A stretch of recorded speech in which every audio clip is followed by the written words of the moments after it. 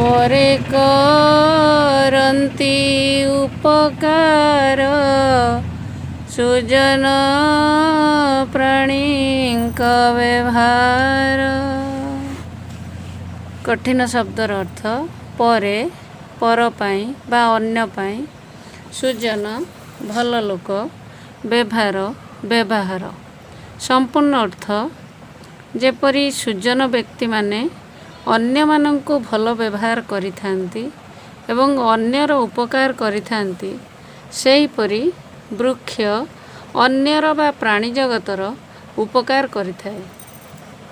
ଶୀତ ବରଷା ଘର୍ମ ଦୁଃଖ ସହି ଆମ୍ଭଙ୍କୁ ଦିଅନ୍ତି ସୁଖ। ଘର୍ମ ହେଲା ଗ୍ରୀଷ୍ମ ଋତୁରେ ଯେଉଁ ଝାଳ ବାହାରେ, ଦିଅନ୍ତି।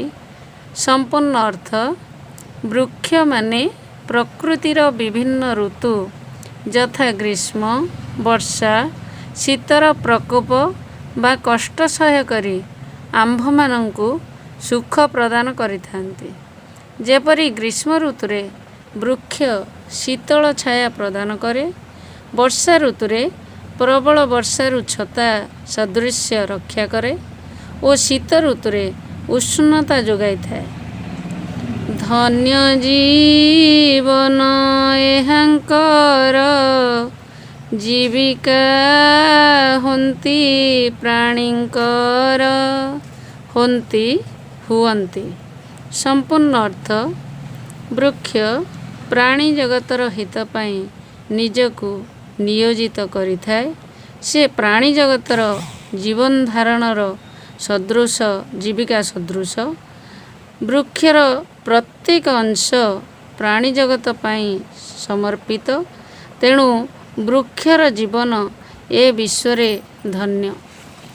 ସୁଜନ ଘରେ ଯେହ୍ନେ ଯାଇ ଅତିଥି ନିରାଶ ନୁହଇ।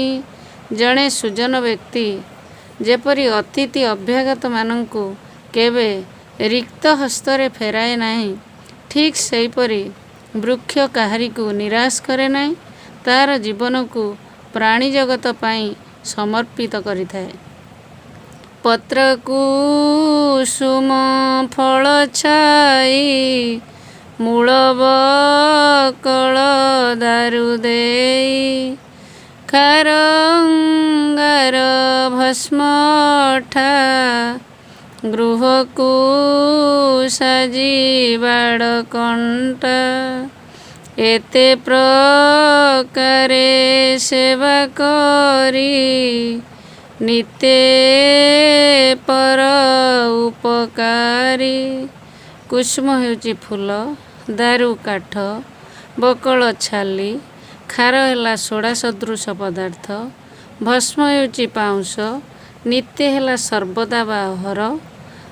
ସମ୍ପୂର୍ଣ୍ଣ ଅର୍ଥ ବୃକ୍ଷ ନିଜ ଶରୀରରେ ଧାରଣ କରିଥିବା ଫୁଲ, ଫଳ, ପତ୍ର, ମୂଳ, ଛାଲି, କାଠ, ଖାର, ଅଙ୍ଗାର, ଭସ୍ମ, ଅଠା, କଣ୍ଟା ପ୍ରଭୃତି ସାମଗ୍ରୀ ମନୁଷ୍ୟର ହିତ ପାଇଁ ଯୋଗାଇଥାଏ।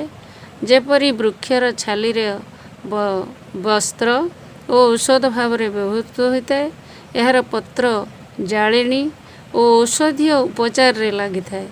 ଅଙ୍ଗାର ଜାଳେଣୀ ରୂପେ, ଭସ୍ମ ସବୁଜ ସାର ରୂପେ, କାଠ ଗୃହ ନିର୍ମାଣ ଓ ଗୃହ ଉପକରଣ, ଖାର ଲୁଗା ସଫା ଓ ମୂଳ ମୃତ୍ତିକା କ୍ଷୟରୁ ରକ୍ଷା କରେ। ଏହିପରି ଭାବେ ବୃକ୍ଷ ସର୍ବଦା ପରର ଉପକାର କରିଥାଏ। ପିଲାମାନେ, କବିତାଟିର ଥିବା ପଦଗୁଡ଼ିକର ଅର୍ଥ ଜାଣିଲ। ମୁଁ ତୁମକୁ କେତୋଟି କାର୍ଯ୍ୟଫର୍ଦ୍ଦ ଦେଉଛି, ଦେଖ ଓ ବୁଝ ଏବଂ ସେଗୁଡ଼ିକର ଉତ୍ତର ଲେଖ। ଅନ୍ୟମାନଙ୍କ ସାହାଯ୍ୟ ନେଇ ଉତ୍ତରଗୁଡ଼ିକୁ ସଂଶୋଧନ କରାଅ। ଆଜି ପାଇଁ ଏତିକି।